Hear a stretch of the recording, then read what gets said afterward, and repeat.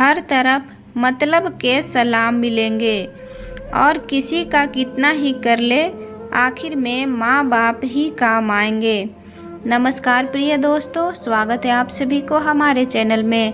आज की कहानी है पिताजी आपने मेरे लिए किया ही क्या है। कहानी को शुरू करने से पहले आप सबसे एक रिक्वेस्ट है, कहानी पसंद आती हो तो वीडियो को लाइक शेयर सब्सक्राइब करके प्यारा सा कमेंट करके जाइएगा। चलिए कहानी को सुनते हैं। पार्क में टहलते हुए मोहन जी के कानों में उनके बेटे द्वारा कहे गए शब्द गूंज रहे थे, पिताजी आपने मेरे लिए किया ही क्या है। और दिमाग में केवल एक ही विचार आ रहे थे, आखिर क्या कमी छोड़ दी हमने अपनी परवरिश में, अपने प्यार में, जो हमारे बेटे ने अपने मुंह से यह शब्द निकाले। एक ही पल में उसके बचपन की सारी मीठी यादों को उसने चकनाचूर कर दिया, जिन्हें याद करके हम आज तक खुश हुआ करते थे।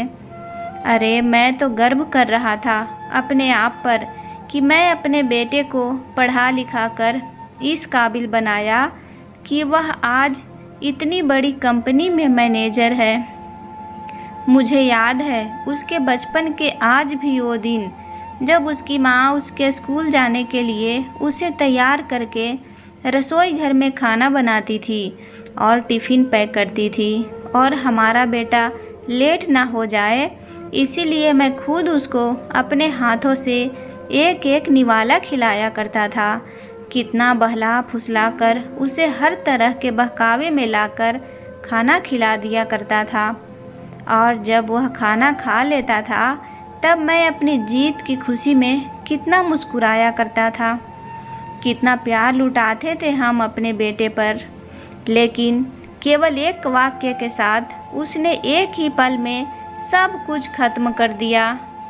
पार्क से घर तक के रास्ते में सारी बातें सोचते सोचते मोहन जी कब घर पहुंच गए उन्हें पता ही नहीं चला। घर पहुंचकर न्यूज़पेपर उठाते हुए अपनी पत्नी को आवाज़ लगाई, अरे सुमित्रा एक कप चाय तो लेकर आओ, आज बहुत थक गया हूँ। इतने में कुकर की सीटी बजी और उनकी आवाज़ वहीं दब गई। शायद सुमित्रा जी ने सुना नहीं। यह सोचकर मोहन जी रसोई घर में गए तो देखा उनकी पत्नी सुमित्रा जी भी अपने ही विचारों में गुम थी। अपनी पत्नी की उदासी का कारण जानते थे। मोहन जी उनकी चुप्पी तोड़ने के इरादे से बड़े ही उलाज के साथ बोले, अरे सुमित्रा जी आज चाय देने का इरादा है या नहीं। एकाएक अपनी सोच विचार में मगन सुमित्रा जी अपने पति की आवाज़ सुनकर जैसे झटका सा खा गई और उन्हें देखते ही तुरंत बोली, अरे आप आ गए, मैं आपका ही इंतज़ार कर रही थी। आज नाश्ता देरी से बना था और मंटू को जाने की जल्दी थी। आज उसकी कंपनी में अध्यक्ष आ रहे हैं, इसलिए सुबह 7 बजे ही जाना था, तो मंटू बिना टिफ़िन लिए ही घर से चला गया है। आज एक काम तो कीजिए, आप उसे उसके ऑफिस में ही टिफ़िन देकर आइए, नहीं तो भूखा ही रह जाएगा हमारा बेटा। तब तक मैं आपके लिए चाय नाश्ता बना कर रखती हूँ। मोहन जी ने न्यूज़पेपर वहीं रख दिया और कुछ ही देर में नहा धोकर तैयार हो गए। मंटू के लिए टिफ़िन उठाया और जल्दी से उसे टिफ़िन देने के लिए निकल गए। इधर सुमित्रा जी ने राहत की सांस ली और सोचने लगी कि अगर मंटू के पापा उसके लिए टिफ़िन लेकर जा रहे हैं तो इसका मतलब उन्होंने कल का वह झगड़ा सुना ही नहीं जो मेरे और मंटू के बीच में हुआ था। सुन लेते तो टिफ़िन देने जाने के लिए हरगिज तैयार ना होते। मैं तो बिना सिर पैर के ही चिंता कर रही थी। मंटू की तो हमेशा अपने पिताजी से एक ही शिकायत रहती थी और हमेशा एक ही प्रश्न उसकी ज़ुबान पर रहता है कि पिताजी ने मेरे लिए किया ही क्या है। एक शिक्षक बनकर कौन सा पहाड़ तोड़ लिया उन्होंने, अपने बेटे की छोटी छोटी ख्वाहिश को भी पूरा ना कर सके। मेरा मित्र सोहन कितनी ऐशो आराम भरी ज़िंदगी जी रहा है, बड़ा आलीशान बंगला बना कर दिया है उसके पिताजी ने, और मेरा दूसरा मित्र विशाल, जिनके पिताजी बिजनेसमैन हैं, उसके पिता ने उसे बड़ी कार खरीद कर दी है। पिताजी की नौकरी में तो हम 2 कमरों के किराए के मकान में ही रह पाए, उनसे तो एक घर भी ना बनवा कर दिया गया। सुमित्रा जी अपने पति के लिए बोली गई। कोई भी गलत बात बिल्कुल भी बर्दाश्त नहीं कर सकती थी। तुम अपने पिताजी पर इस तरह कैसे दोषारोपण कर सकते हो? तुम्हारी बहन की शादी का खर्च भी तो उन्होंने ही उठाया है। हालांकि तुमने नौकरी करनी शुरू कर दी थी, उन्होंने तुमसे 1 पैसा तक नहीं लिया, अपनी मेहनत की कमाई से किया है। मंटू, तुम्हें यह भी मालूम है कि तुम्हारे पापा घर में बड़े हैं। 3 बहनों और 2 छोटे भाइयों की शादी का खर्च भी उन्होंने ही उठाया था, और फिर गांव की ज़मीन के विवाद का झंझट भी तो तेरे पिताजी ही देख रहे हैं। लेकिन माँ, इस सब का हमें क्या फ़ायदा हुआ? उनमें जिन भाई बहनों की आप बात कर रही हैं, उन सभी ने अपने और अपने बच्चों के लिए बड़े बड़े मकान खड़े कर दिए हैं। उन्होंने कभी सोचा कि उनके जिस बड़े भाई ने उनके लिए इतने कष्ट उठाए, उसने एक छोटा सा घर भी नहीं बनाया अपने बच्चों के लिए? क्या उनका फ़र्ज नहीं बनता था कि अपने बड़े भाई को भी एक मकान बनाकर दे दे? अपने बेटे के मुंह से अपने पिता के लिए ऐसी अपमानजनक बातें सुनकर सुमित्रा जी की आंखों में आंसू आ गए। अब उन्हें क्या बताऊं? अपने द्वारा ही जन्म दिए गए बेटे को आजकल के बच्चों क्या जानेंगे अपने पिता के उसूलों और कर्तव्यों के बारे में। अपनी आंखों से आंसू पोंछते हुए बोली, बेटा, मैं तो केवल इतना जानती हूँ कि तुम्हारे पापा ने जीवन भर अपना कर्तव्य निभाया, अपने भाई बहनों से कोई आशा नहीं रखी और ना ही उन्होंने कभी तुमसे कुछ मांगा है। इस पर मंटू बोला, ठीक है, पापा ने जो किया सो किया, लेकिन कम से कम जब हजारों बच्चों के ट्यूशन्स लेते थे तो उनसे तो फीस ले सकते थे ना। अगर उस समय उन्होंने अपने बच्चों के बारे में भी सोचा होता तो आज हमारा रहन सहन भी मेरे मित्रों के जैसा होता। आजकल के शिक्षकों को देखो, बड़े बड़े बंगले खड़े किए हैं और शानदार गाड़ियों में घूमते हैं। तुम्हारी बात सही है बेटा, लेकिन तुम्हारे पापा के कुछ वसूल थे। उनके लिए ज्ञान प्रदान करने का महत्व व्यवसाय से कहीं बढ़कर था। उन्हें वसूलों के कारण वह दूर दूर तक जाने जाते थे। कितनी प्रसिद्धि होती थी तुम्हारे पिताजी की, कितने पुरस्कार मिले, उन्हें कितनी इज्जत की जाती थी। लेकिन यह सब बातें तुम्हारी कल्पना से बाहर है, तुम यह सब नहीं समझोगे। इस पर मंटू नाराज होते हुए बोला, क्या चाटना है इन पुरस्कारों को? माँ, ऐसे पुरस्कारों से घर नहीं बनते। वो सामने देखिए पड़े हैं, उनके पुरस्कार धूल खाते हुए। कोई नहीं पूछता ऐसे पुरस्कारों को आज के ज़माने में। और जिस इज्जत की बात आप कर रही हैं, क्या वह इज्जत हमें मकान बनाकर देगी? इतने में दरवाजे पर दस्तक सुनाई दी। मंटू ने दरवाज़ा खोला तो सामने मोहन जी खड़े थे। देखते ही मंटू सकपका गया और सोचने लगा कि कहीं उसके पिताजी ने उसकी बातें सुन तो नहीं ली। हालांकि मोहन जी ने कुछ सुन लिया था, लेकिन वो कुछ बोले भी नहीं, अंदर चले गए और माँ बेटे की बहस वहीं पर समाप्त हो गई। यह था सुमित्रा जी और मंटू का कल का झगड़ा, जिसको लेकर सुमित्रा जी परेशान थी। मोहन जी ने टिफ़िन को साइकिल पर लटकाया और तपती धूप में मंटू की कंपनी में जाने के लिए निकल पड़े। 5 किलोमीटर दूर कंपनी तक पहुँचते पहुँचते उनके दम फूल गया था। कंपनी के गेट पर सिक्योरिटी गार्ड ने उन्हें रोक दिया। तुम्हारे मंटू साहब का टिफ़िन देना है, अंदर जाऊं? क्या अभी नहीं? चेयरमैन साहब आए हुए हैं, गार्ड बोला। उनके साथ मीटिंग चल रही है, किसी भी क्षण वो मीटिंग खत्म कर आ सकते हैं, आप बाजू में ही रहिए। मोहन जी थोड़ी दूरी पर धूप में ही खड़े रहे। आसपास कहीं भी बैठने के लिए जगह नहीं थी। थोड़ी देर बोलते बोलते पूरा 1 घंटा बीत गया। खड़े खड़े पैरों में भी दर्द उठने लगा था। इसलिए मोहन जी वही गर्मी से तपते हुए एक पत्थर पर बैठने लगे। तभी गेट की आवाज़ आई। शायद मीटिंग खत्म हो गई होगी। चेयरमैन साहब के पीछे पीछे कई अधिकारी और उनके साथ मंटू भी बाहर आया। उसने अपने पिताजी को वहाँ खड़े देखा तो मन ही मन कूढ़ने लगा। सोचने लगा कि अगर टिफ़िन घर पर रह गया था तो क्या ज़रूरत थी लेकर आने की। ऊपर से कुर्ता पाजामा पहन कर आए हैं। कम से कम मेरी रेपुटेशन का तो ख्याल किया होता। चेयरमैन साहब कार का दरवाज़ा खोलकर बैठने ही वाले थे तो उनकी नज़र मोहन जी की ओर गई। वह कार में बैठे बैठे रुक गए और मोहन जी को देखने लगे।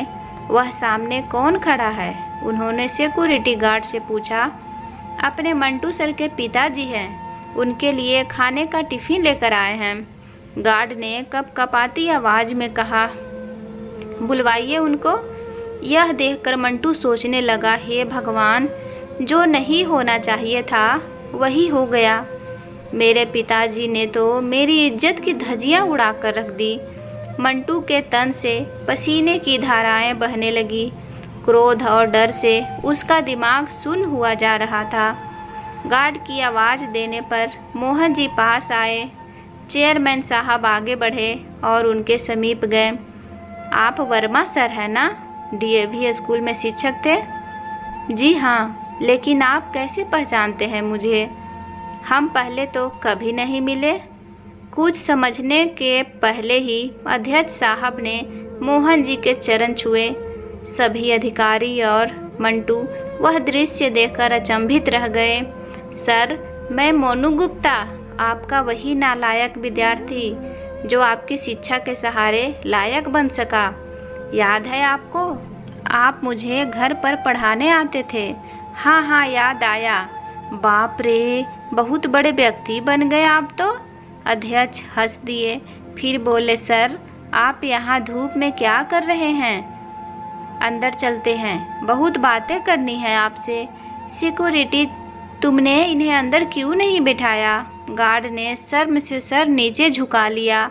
उन्हें डांटते देखकर मोहन जी बोले, उनकी कोई गलती नहीं है सर, आपकी मीटिंग चल रही थी, आपको तकलीफ़ ना हो इसलिए मैं ही बाहर रुक गया। कृपया आप मुझे सर कहकर शर्मिंदा ना करें। अध्यक्ष ने हाथ जोड़कर विनती की। यह सब देखकर मंटू की हैरानी का ठिकाना ना रहा। चेयरमैन साहब ने मोहन जी का हाथ अपने हाथ में ले लिया और उनको अपने आलीशान चेंबर में ले गए। बैठिए सर। चेयरमैन सर ने अपनी कुर्सी मोहन जी की तरफ बढ़ाते हुए कहा।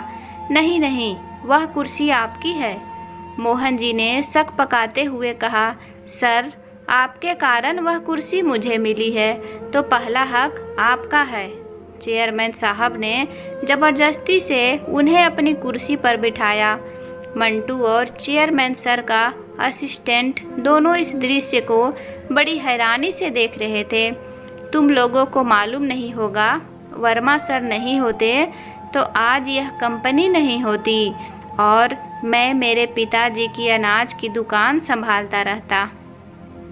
स्कूल समय से कभी नहीं जाता था।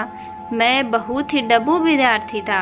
जैसे तैसे मुझे 9वीं कक्षा तक पहुंचाया गया।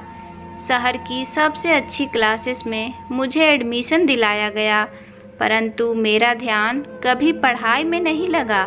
उस पर अमीर बाप की औलाद पूरा दिन मौज मस्ती और मारपीट करना, शाम की क्लासेस से बंक मारकर मूवी देखना, यही मेरा शौक़ था। माँ को वो सहन नहीं होता। उस समय वर्मा सर कड़े अनुशासन और सर्वश्रेष्ठ शिक्षक के रूप में बहुत प्रसिद्ध थे। माँ ने उनके पास मुझे पढ़ने की विनती की, परंतु सर के छोटे से घर में बैठने के लिए जगह ही नहीं थी। इसलिए सर ने पढ़ाने में असमर्थता दर्शाए। माँ ने उनसे बहुत विनती की और हमारे घर जाकर पढ़ाने के लिए मुँह मांगी फीस का बोला। सर ने फीस के लिए मना कर दिया, परंतु अनेक प्रकार की विनती करने पर घर जाकर पढ़ाने को तैयार हो गए। पहले दिन सर आए और मैं हमेशा की तरह शैतानी करने लगा। सर ने मेरी अच्छी तरह से धुनाई कर दी। उस धुनाई का असर ऐसा हुआ कि मैं चुपचाप बैठने लगा। तुम्हें बता दूं मंटू, पहले हफ्ते में ही मुझे पढ़ने में रुचि जागृत हो गई। उसके बाद मुझे पढ़ाई के अतिरिक्त कुछ भी सुझाई नहीं देता था। सर इतना अच्छा पढ़ाते थे। अंग्रेजी, गणित, विज्ञान जैसे विषय जो मुझे कठिन लगते थे वह अब सरल लगने लगे थे। फिर तो मुझे पढ़ाई से प्यार होने लगा। सर कभी आते नहीं थे तो मैं परेशान हो जाता था। 9वीं कक्षा में मैं दूसरे नंबर पर आया। माँ पिताजी को खूब खुशी हुई। मैं तो जैसे हवा में उड़ने लगा था। 10वीं में मैंने सारी क्लासेस छोड़ दी और सिर्फ वर्मा सर से ही पढ़ने लगा। और 10वीं में मैट्रिक में आकर मैंने सबको चौंका दिया था। माय गुडनेस, पर सर फिर भी अपने सर को फीस नहीं दी? अध्यक्ष के असिस्टेंट ने आश्चर्य से पूछा। मेरे माँ पिताजी के साथ मैं सर के घर पेड़ा लेकर गया और पिताजी ने सर को 1 लाख रुपए का चेक दिया। सर ने वो नहीं लिया। उस समय सर क्या बोले वह मुझे आज भी याद है। सर बोले, मैंने कुछ भी नहीं किया, आपका बेटा ही बुद्धिमान है। मैंने सिर्फ उसे रास्ता बताया और मैं ज्ञान नहीं बेचता, मैं वह ज्ञान देता हूँ। बाद में मैं घर के मार्गदर्शन में ही 12वीं में पूरे मेरिट में आया। बाद में बीए करने के बाद अमेरिका जाकर मिस किया और अपने शहर में ही यह कंपनी शुरू की। एक पत्थर को तराश कर सर ने हीरा बना दिया और मैं ही नहीं, सर ने ऐसी असंख्य हीरे बनाए हैं। सर आपको कोटि कोटि प्रणाम। अध्यक्ष साहब ने अपनी आंखों में आया आंसू रुमाल से पोंछे। परंतु यह बात तो अद्भुत ही है कि बाहर शिक्षा का और ज्ञान दान का बाजार भरा पड़ा है, लेकिन फिर भी सर ने 1 रुपया भी नहीं लेते हुए हजारों विद्यार्थियों को पढ़ाया। न केवल पढ़ाया पर उनमें पढ़ने की रुचि भी जागी। यह सुनकर मोहन जी की तरफ देखकर अध्यक्ष के असिस्टेंट ने कहा, वाह सर, मान गए आपको और आपका आदर्श को। अरे मेरे वर्मा सर उसूलों के बहुत पक्के हैं, पैसे और मान सम्मान के भूखे भी नहीं हैं। विद्यार्थी का भला हो, यही एकमात्र उद्देश्य था। अध्यक्ष बोले, और ऐसे ही थे मेरे पिताजी भी, उसूलों के एकदम पक्के। एक समय भूखे रह लेंगे पर अनाज में मिलावट करके बेचेंगे नहीं, यह उनके तत्व थे। जिंदगी भर उसका पालन किया, ईमानदारी से व्यापार किया, उसका फ़ायदा आज मेरे भाइयों को हो रहा है। बहुत देर तक कोई कुछ भी नहीं बोला। फिर अध्यक्ष ने मोहन जी से पूछा, सर अपने मकान बदल लिया है या उसी मकान में हैं?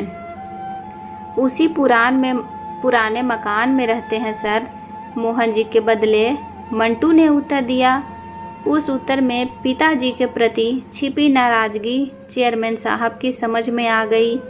आपने जो एहसान मुझ पर किए थे उसका बदला तो मैं कभी चुका ही नहीं पाऊंगा, लेकिन फिर भी आज मैं आपको गुरु दक्षिणा देना चाहता हूँ।